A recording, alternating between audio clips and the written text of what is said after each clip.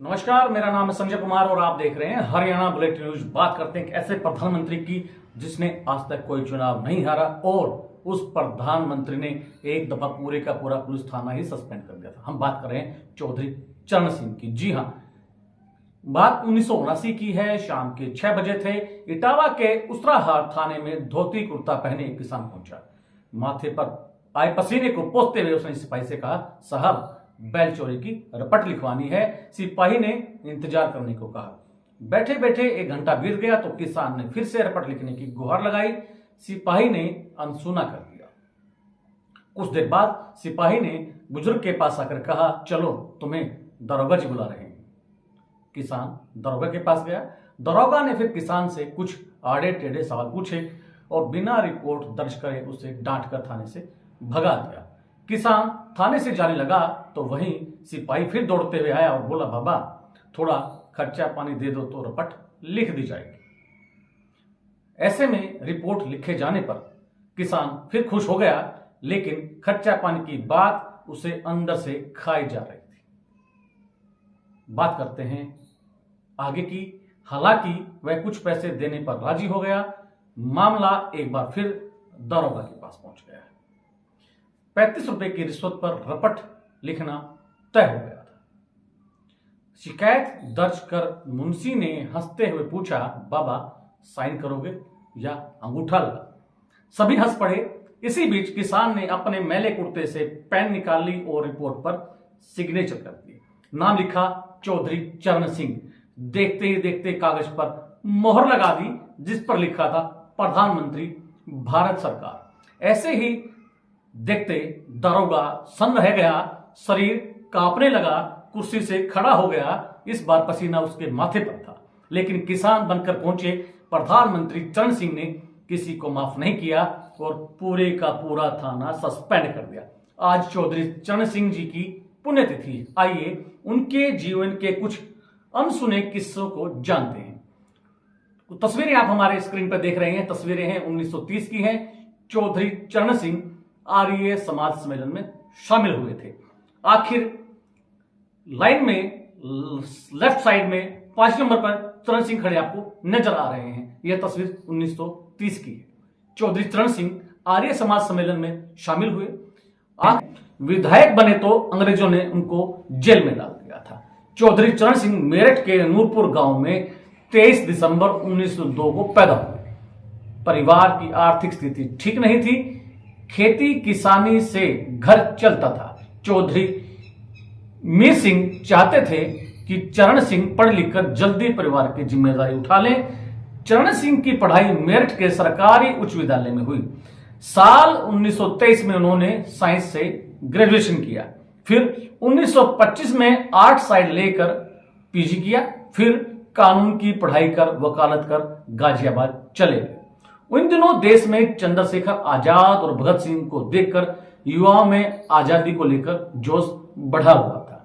साल 1929 में चरण सिंह भी इस लड़ाई में कूद गए। 1937 में उनका पहली बार यूपी की राजनीति में नाम सुनाई दिया, जब कांग्रेस की तरफ से उन्होंने विधानसभा चुनाव लड़ा और चुनाव जीता भी। 3 साल बाद यानी 1940 में वे सत्याग्रह आंदोलन में शामिल हुए। इस दौरान उन्हें जेल भी जाना पड़ा। बात 1952 की है कि सिक्का पलटा तो चरण सिंह किसानों के मसीहा बन गए। सत्याग्रह आंदोलन में चरण सिंह का जेल जाना बेकार नहीं गया। 7 साल बाद देश को आजादी मिल गई। चरण सिंह के त्याग और उनकी हिम्मत के कारण लोग अब उन्हें चौधरी चरण सिंह कहकर बुलाने लगे थे।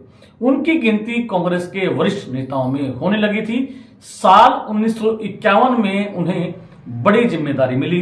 उन्हें उत्तर प्रदेश सरकार में कैबिनेट मंत्री का दर्जा मिला। इस दौरान उन्होंने न्याय एवं सूचना विभाग का कार्यभार भी संभाला। तस्वीर 1955 की है। राष्ट्रपति राजेंद्र प्रसाद के साथ चौधरी चरण सिंह जी आपको स्क्रीन में दिखाई दे रहे हैं।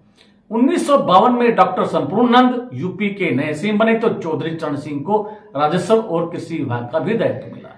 इसी साल चौधरी साहब ने यूपी के किसानों के लिए जमींदारी उन्मूलन विधेयक पारित किया। इससे अंग्रेजों के जमाने से चली आ रही जमींदारी प्रथा खत्म हो गई। इससे किसानों को भी खेती के लिए जमीनें मिलने लगी, जिस पर पहले जमींदारों का हक चलता था। इस फैसले ने राजनीतिक और व्यक्तिगत तौर पर चौधरी चरण सिंह का कद बढ़ा दिया। विधेयक पारित करने वाली कांग्रेस पार्टी 1960 में फिर से चुनाव जीती और चौधरी साहब को किसानों का नेता माने जाने लगा। इसी साल चंद्रभानु गुप्ता की सरकार ने उन्हें गृह और कृषि विभाग का दायित्व दे दिया। कहते हैं कि नेहरू के साथ मनमुटाव के चलते उन्होंने कांग्रेस छोड़ दी थी। चौधरी चरण सिंह 17 साल तक यानी कि 1951 से 1967 तक यूपी में कांग्रेस का बड़ा चेहरा बने रहे। हालांकि सन 1967 में पंडित जवाहरलाल नेहरू से मनमुटाव के चलते उन्होंने कांग्रेस पार्टी छोड़ दी थी। यूपी के राजनीतिक पंडित यह मान चुके थे कि शायद अब चौधरी चरण सिंह की चौधराहट में फर्क आ जाएगा, लेकिन ऐसा नहीं हुआ।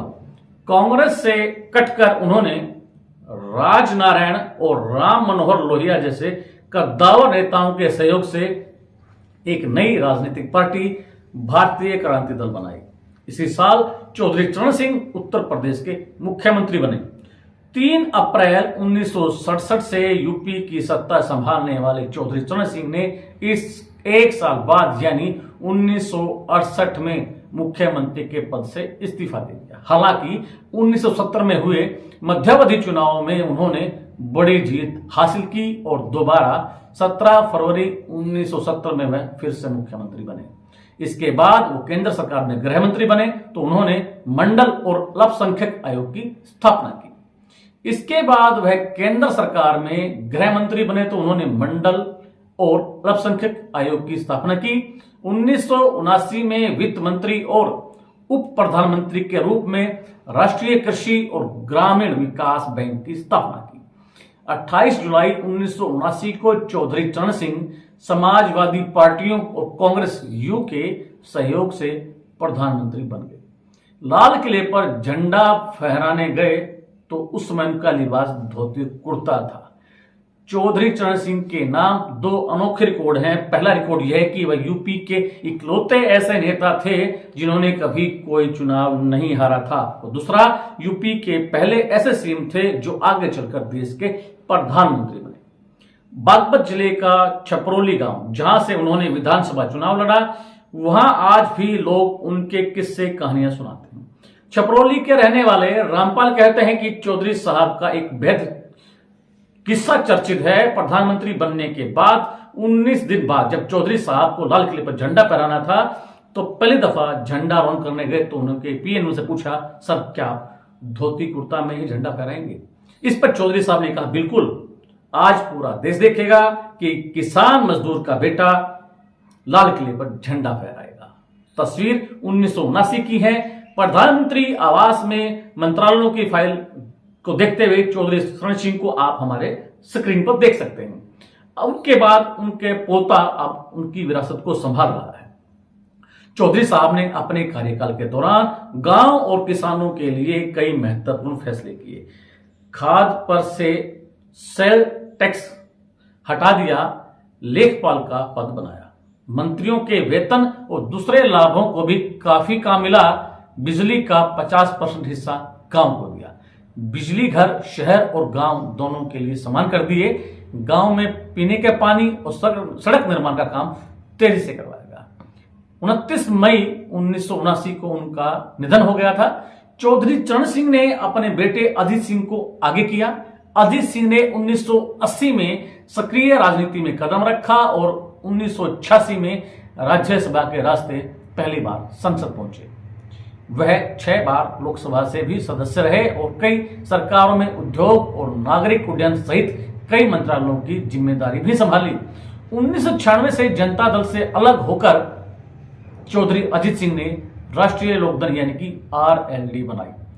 6 मई 2021 को कोरोना वायरस के चलते उनका निधन हो गया। अब आरएलडी की कमान चौधरी अजीत सिंह के बेटे जयंत चौधरी संभाल रहे हैं। उत्तर प्रदेश में मौजूदा समय में पार्टी के 9 विधायक हैं, वहीं जयंत राज्यसभा सांसद हैं। जयंत चौधरी को पिछले साल राज्यसभा का सांसद बनाया गया था। आखिर में चौधरी चरण सिंह से जुड़ी कुछ रोचक बातें आपको जान लेनी चाहिए। चौधरी चरण सिंह का विवाह 1929 में गायत्री देवी के साथ हुआ। इन दोनों के 5 बच्चे हुए।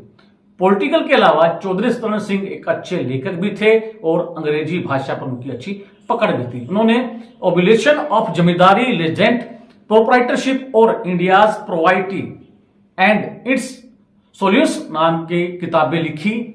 चौधरी चरण सिंह कभी भी चुनाव नहीं हारे। अल्पसंख्यक आयोग की स्थापना भी उन्होंने की थी। ग्रामीण विकास बैंक नाबार्ड की स्थापना की। लखनऊ एयरपोर्ट को उनके नाम से जाना जाता है। अगली कड़ी में किसी और शख्सियत के व्यक्तित्व के साथ आपसे जुड़ेंगे। तब तक बने रहिए हरियाणा बुलेटिन न्यूज के साथ। धन्यवाद। हर खबर का मतलब ब्रेकिंग न्यूज नहीं, हर बहस का मतलब हंगामा नहीं। हरियाणा की सारी खबरें केवल हरियाणा बुलेटिन पर। सीधी बात, नो बकवास।